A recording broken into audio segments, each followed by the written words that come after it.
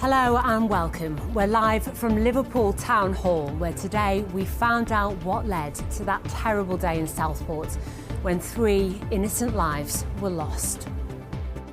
I have no doubt that if appropriate procedures had been in place, and if sensible steps had been taken by the agencies and AR's parents, this dreadful event would not have happened.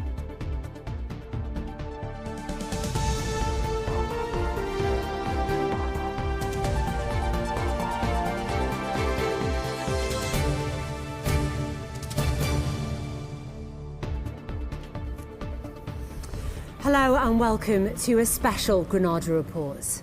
Tonight, the families of the 3 little girls murdered in Southport 2 summers ago are trying to get to grips with a painful conclusion from the first phase of the public inquiry into their deaths. That conclusion from the inquiry chair, Sir Adrian Fulford, that the attack could and should have been prevented.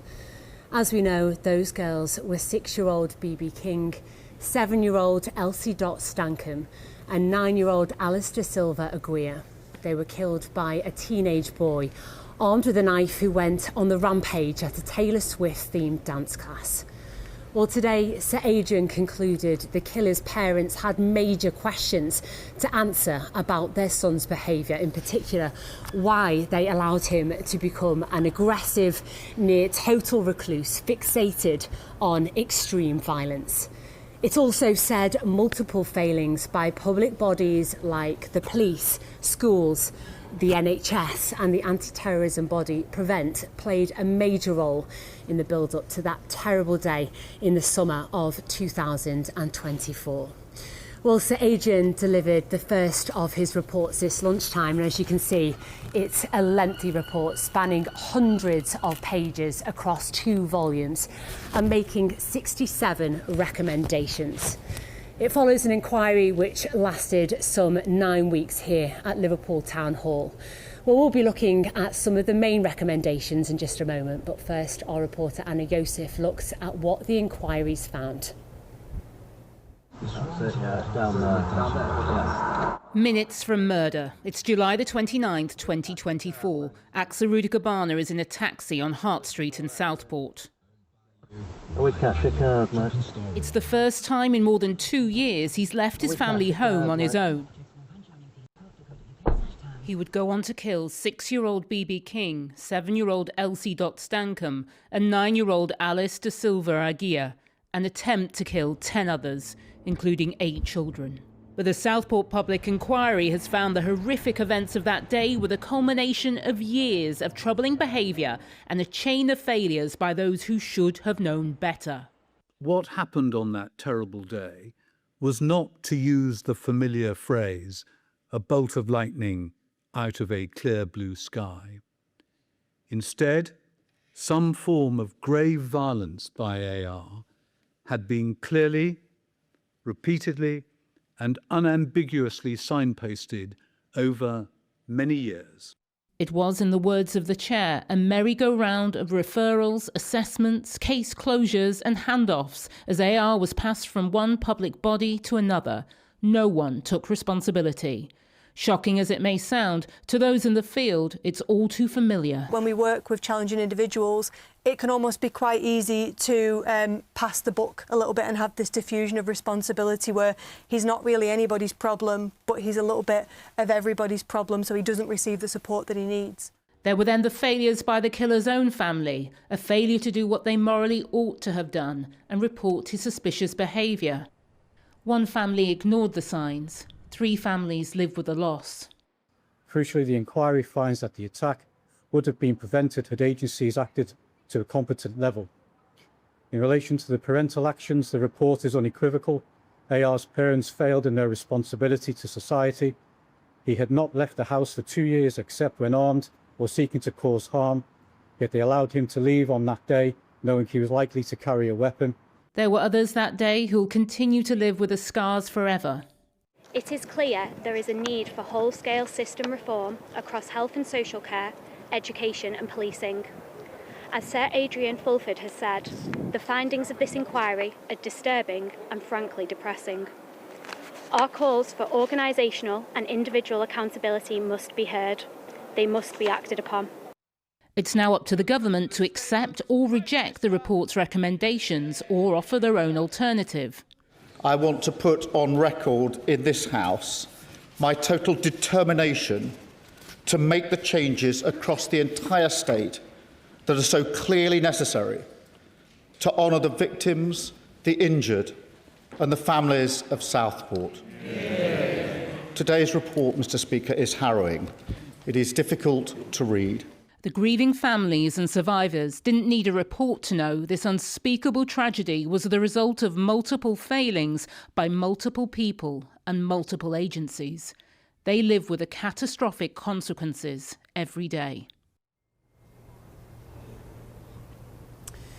Anna Yosef reporting there. So what are Sir Adrian's main recommendations? Well, in brief, there are changes needed for many public agencies involved, like the police, schools, the Department of Education and also the NHS. He also said there should be a single public body to manage information and action on high-risk individuals.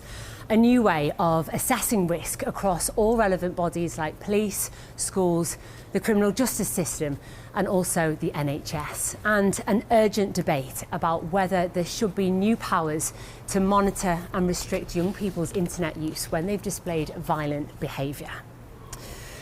Well, joining me now is a guest. It's Nicola Brooks. She's the solicitor for Leanne Lucas and Heidel Liddell. They organised the dance class in Southport, and also John Hayes, the businessman who was injured when he tried to stop it. Nicola, thank you so much for joining us. First, just give us your reaction to this first report today. Thank you for having me. Broadly, we're happy with the findings and the recommendations that we've seen so far. Obviously, it's an almost 800-page report. We've only had it for a few hours. So in the coming days and weeks, that's when we'll really look at the detail of it. But so far, we're happy with the findings. And Sir Adrian Fulford found this attack could and should have been prevented. That must be so hard to hear for those you represent. It's difficult to see it all set out in such stark detail, but of course we've all sat through 9 weeks of evidence, so that finding came as no surprise really, more of a relief that the chair saw that what we all saw. I think one of the biggest findings that we were hopeful for was each of our clients, their bravery was recognised by the chair, but also they've all come in for criticism online, and the fact that they've been exonerated in every single way was one of the most important things that I was looking for today. Yeah, I bet, and with that in mind, days like today just must bring everything back for them. You know, it's coming up for 2 years. How are they doing? That day was traumatic enough. To then have to relive it every time it's in the media, to then be scared to look online to see what comments people might be making. The trauma hasn't stopped with the end of that day. It continues day by day. And my clients are just trying to get on with their lives and see what they can do to improve things. And that's why they were fighting for these recommendations. And you said they are happy with the recommendations. I guess the big question is, do you and they have any faith that they will be implemented? This is the key issue for us, and even before the inquiry started, we were making submissions to Sir Adrian about monitoring recommendations. This is something that happened in the Manchester Arena inquiry, where the chair actually called witnesses to give evidence on what they had done to progress those recommendations. And what we saw was a flurry of activity in the days or weeks before giving evidence, and it's that public scrutiny and the fear of public embarrassment of having done nothing that we saw implemented the change. That's so important, isn't it?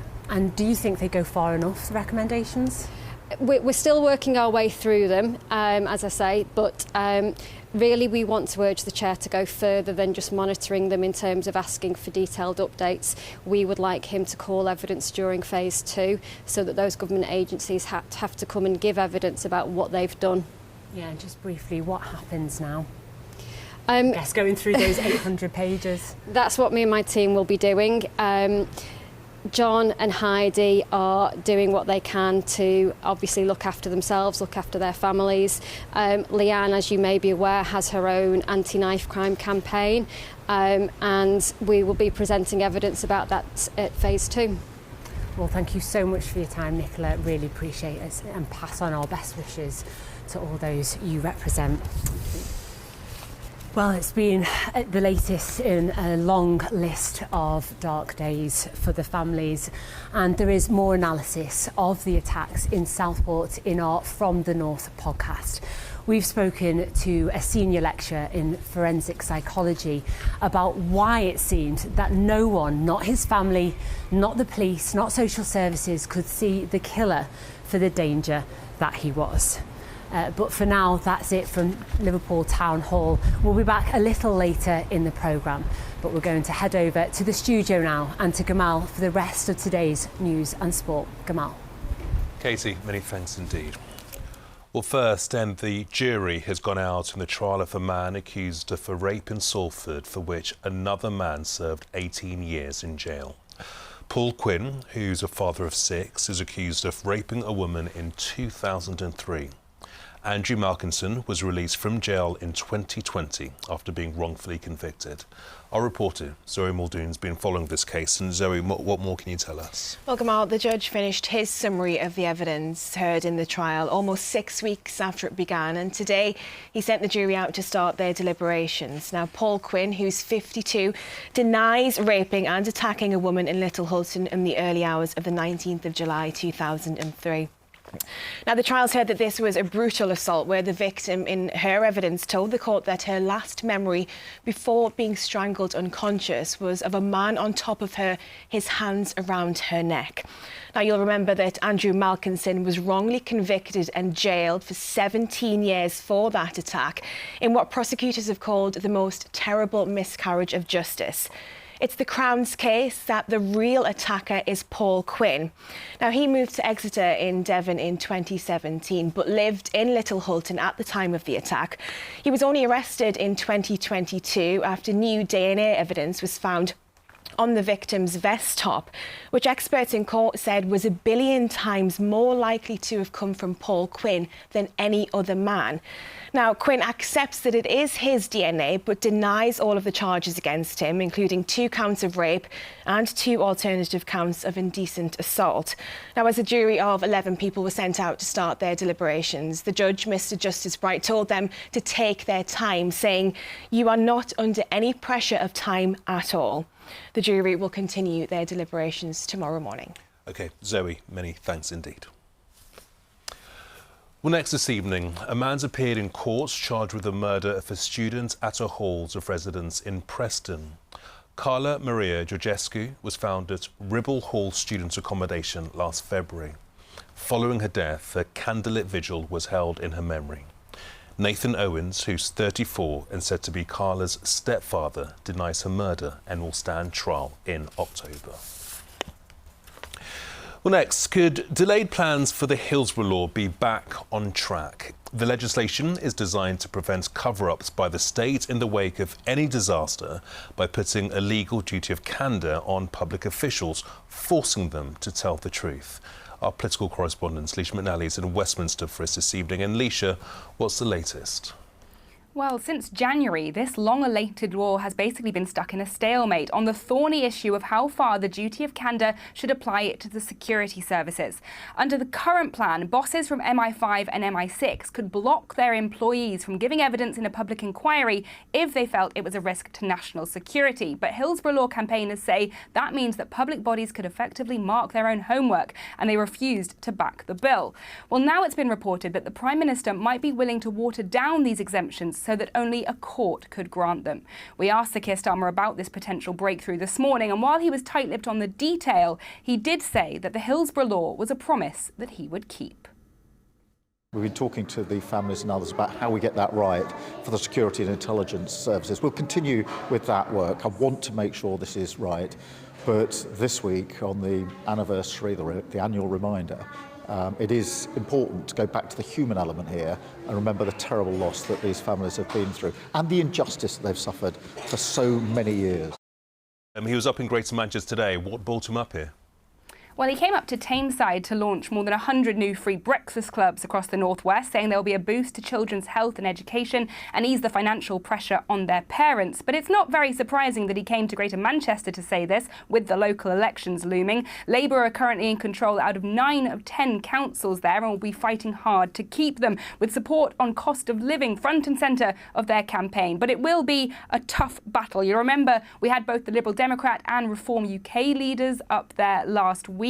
The Conservatives used to control Trafford Council, and the Green Party won that by-election in Gorton and Denton barely a month ago. It's going to be hard fought, with something for all the parties to prove when it comes to those local elections. They all have their own plans for the cost of living, and they're all clearly willing to hit the road to make their case.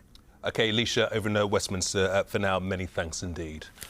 Well, on to sport now, and Manchester United can take a huge step towards Champions League qualification tonight. Sitting third in the Premier League table, they take on bitter rivals Leeds United at Old Trafford. Leeds are currently at the other end of the table in a relegation battle. The stadium is alive. I'm sure it will be. It has been. It's been unbelievable playing at home, and the boys have responded and thrived off it, really. So, and with the supporters giving, that balance and coming with us and spurring us on when we've needed that. So I expect it to be the same, and with an extra little bit of edge because with it being Leeds. Well, meanwhile, it's all eyes on the Etihad Stadium this coming weekend after another twist in the Premier League title race. After leaders Arsenal were beaten by Bournemouth, Manchester City closed the gap to just 6 points with a 3-0 win at Chelsea. City still have a game in hand and play Arsenal on Sunday. Liverpool star Andy Robertson is in advanced talks to sign up for Tottenham at the end of the season. The left-back has confirmed this will be his final season at Anfield after 9 years, during which he's won every major club honour, including 2 Premier League titles and the Champions League.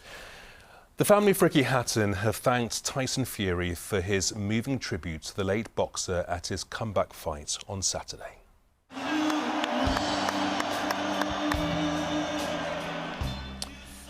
Fury entered the Tottenham Hotspur Stadium to Blue Moon, Hatton's famous ring walk song, and wore his good friends Manchester City colours.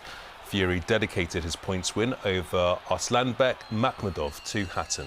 The former world heavyweight champion wants to fight Anthony Joshua next. To Rugby League, and arch rivals St Helens and Wigan have been drawn together in the semi-finals of the Challenge Cup. The May showdown was confirmed after Wigan beat Wakefield in their quarter-final yesterday by 26 points to 22. Warrington Wolves will take on holders Hull KR in a repeat of last year's final. So there's more of the day's news on our website, itv.com/Granada. But for now, it's time to say goodbye from myself and the team here in the studio. Next, more reaction to the first report from the public inquiry into the Southport attack in July 2024. To Southport and our correspondent, Victoria Grimes. Hello, Vicky. Well, I'm right in the centre of Southport, on Lord Street outside the Town Hall, less than half a mile away from Hart Street, where this tragedy unfolded. And this is, of course, where that vigil was held almost 2 years ago after this had happened, and in the place that will become a legacy garden to honour Elsie, Bibi and Alice and all of those who were affected on that day in July. And I think it's fair to say that there's a lot of anger in the town today, especially after hearing the findings from the inquiry, with people just appalled at what they've heard. Now, Patrick Hurley, the town's MP, had been in the post for just a few weeks, a matter of weeks, when this happened in July 2024, and he joins us now. Patrick, thank you for being here with us. Just first of all, give us your reaction to what you've heard today. Yeah, so firstly, I want to pay tribute to the families and to the survivors, because every day is difficult, but today's been particularly difficult.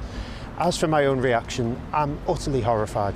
I'm horrified, firstly, because we've seen recounted the effects, the events of the day itself, but horrified as well by what we've heard around the reaction and the obstruction of the parents of the murderer, who did pretty much everything they could to stop agencies keeping people safe prior to the attack, and horrified as well by the catalogue of failures from state agencies and from arm's-length government bodies prior to July 2024 who were tasked with keeping citizens safe and failed in that task.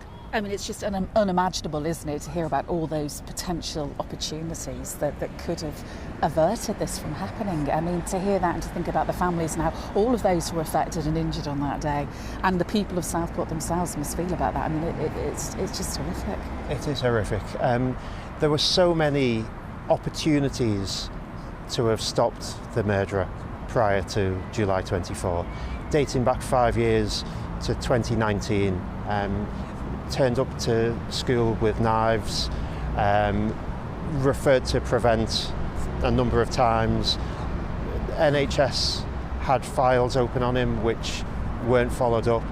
And I think it fundamentally comes down to a lack of, firstly, information sharing between state agencies. Each organisation had a jigsaw piece, but they didn't see the full puzzle. They didn't see the full picture. And I think that really needs to change. Well, the Prime Minister said in Parliament today, didn't he, that he was determined to see change happen. But we've seen public inquiries come and go, haven't we? And recommendations haven't always been enacted by governments.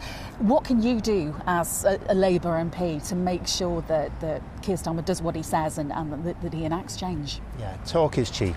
And people say about these inquiries, you know, we must never let it happen again, and we must learn lessons. And I think what we need to do is we need to make sure that people have trust and faith in government again. And that trust and faith will come from us telling people what we're going to do, actually implementing those changes on the ground and people seeing those improvements for themselves. And it's only then that people will regain that trust. Just quickly, will you be pushing Keir Starmer to make sure that he does what he says he will do and to enact those changes that are so needed? I want to assure your viewers I will be keeping government ministers and the Prime Minister's feet to the fire on this and making sure that everything they say they're going to do, they actually are going to do. OK, Patrick Hurley MP, thank you so much for being with us tonight. Well, we'll cross back now to Katie, who is in Liverpool, where the public inquiry took place. Katie. OK, thanks, Vicky, and no doubt the community in Southport will continue to pull together. Well, I'm joined now by our reporter, Anna Yosef. Anna, you've sat through the most difficult days at that public inquiry at the Liverpool Town Hall just behind us. You've heard the most horrific evidence, but it's been a tough but necessary process, hasn't it? Yes, well, the victims' families and the survivors agreed to take part in this incredibly harrowing process because they believe that it's going to lead to real change and that it will prevent similar tragedies from happening in the future.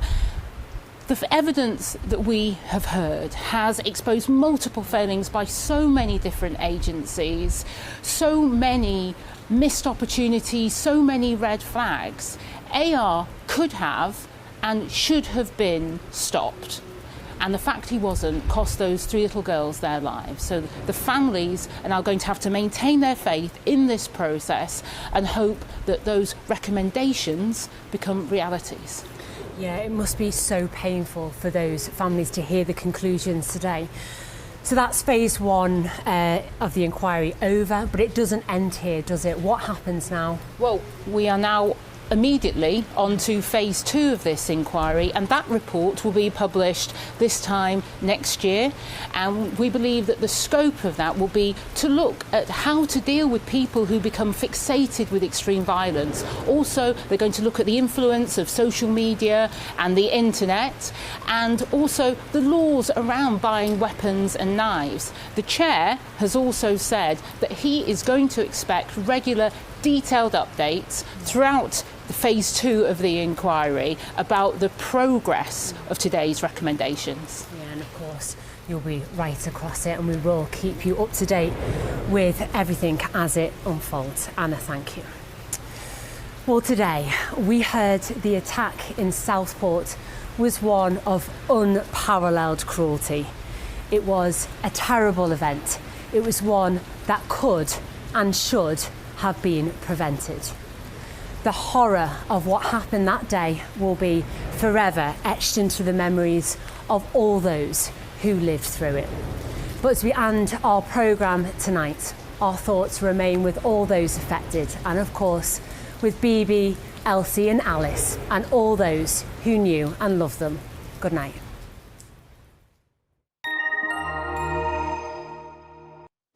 need a shower. I've been out in the rain. The faster you go, the sooner you'll be out. You'll save water too. United Utilities sponsors ITV Granada weather. Hello. We spent the weekend dodging the downpours and those April showers, some busy skies. Thanks for all of your photos. Really impressive storm cloud. This was from yesterday. Today we started with loads of sunshine, but the cloud has built up again and there are a few showers out there to end the day. There is a slightly different flavour to our weather though over the next couple of days. Not so much showers, but Atlantic weather fronts moving in, giving a few spells of rain, though on Wednesday, once this front has moved on through, it'll brighten up and the second half of the week is looking fairly quiet, a little bit warmer as well. Still perhaps 1 or 2 April showers around.